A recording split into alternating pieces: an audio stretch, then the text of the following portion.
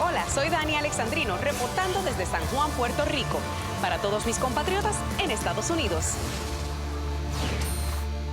For Puerto Ricans, one of the most important things is that a presidential candidate expresses himself on the political status.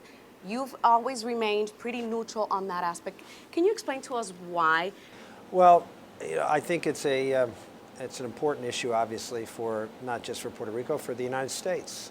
We're talking about adding a state. And I think what my position has always been is that the people of Puerto Rico have to make the decision that they want to join and be a state. And what I've said is if the people of Puerto Rico in this referendum coming up in the fall show a conviction with a strong vote, a strong majority, that they would like to be a state, then I would work with them as president to begin that process of drafting enabling legislation and moving forward and giving them the final decision as to whether they want to join under the conditions that would be put forth by the Congress to be admitted as a state. And in that respect, I've always said, if you want to be a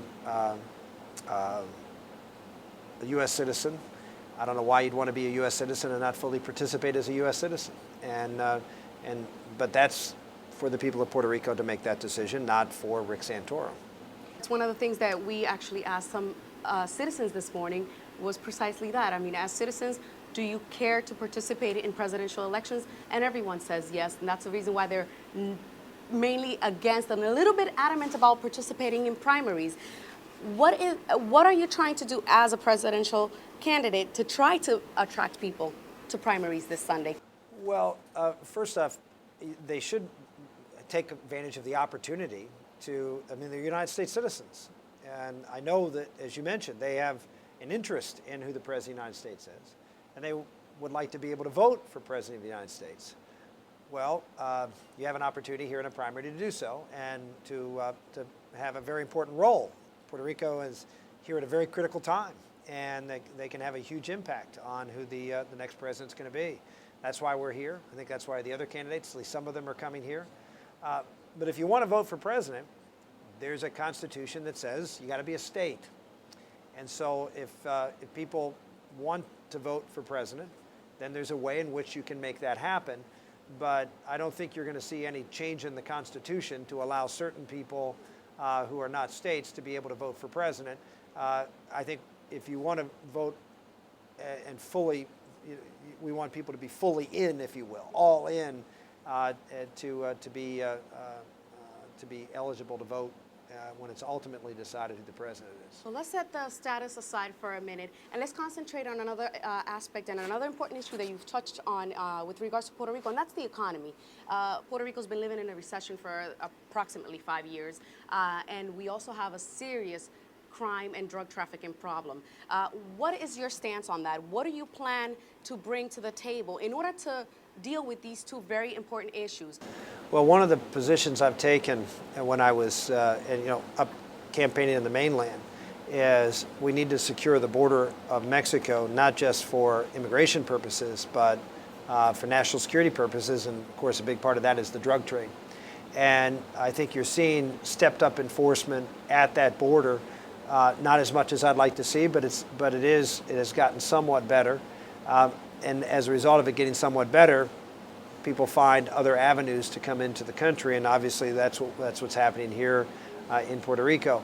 I think we have an obligation to secure the border, including the islands that people come in through, and not just obviously through Puerto Rico, through Florida and the Gulf Coast. So this is a serious problem here on the island. Your American citizens here are being adversely affected by that here on the island, as well as on the mainland. And I would certainly work with the governor in making sure that we have interdiction here.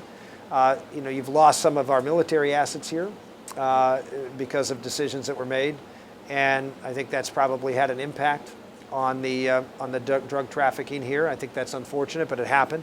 And now we're in a situation where we have to step up and provide additional assistance to make sure that not just our front door, which is Mexico, is covered, but the back door, which is through the Caribbean islands into the country. As far as the economy is concerned, you know, I said my first trip in as president to foreign countries would be to Central and South America, that we need to develop better and stronger economic ties to the region, political ties to the region. We're seeing the spread of the Bolivarian militant socialists of Castro and, of course, Chavez and Ortega and Morales, and you can go on down the list of folks that are not free enterprise, not pro-democrat, democracy people. And it's having an impact on our economy, and it's having an impact on our political stability and security. And of course, it has a dramatic impact on Puerto Rico. Well, thank you very much, Senator, for spending some time with us, and we wish you the best of luck on Sunday. My pleasure. Thank you, Dania. Muchas gracias. Thank you. Regresamos con ustedes. At exactly 9:02 a.m., the alarm system at the Puerto Rico Tourism Company was activated. Employees were evacuated and asked to move to higher grounds as soon as possible. The reason? A tsunami threat was in effect following a 7.6 earthquake in the Puerto Rico Trench. We evacuated the building and came to the safe zone in 9 minutes. So it is, we were very organized and very disciplined in the evacuation and coming to the safe zone here in San Juan. But this tsunami warning was just a drill, especially important along the coast because the tourism company and a number of other government agencies on the island are at sea level. People are at work when a lot of these events take place, and so we need to be prepared.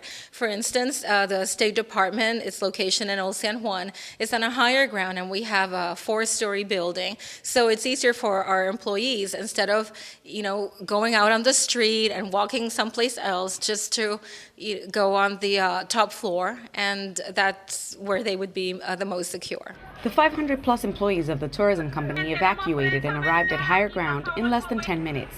According to their executive director, they would have survived the surge.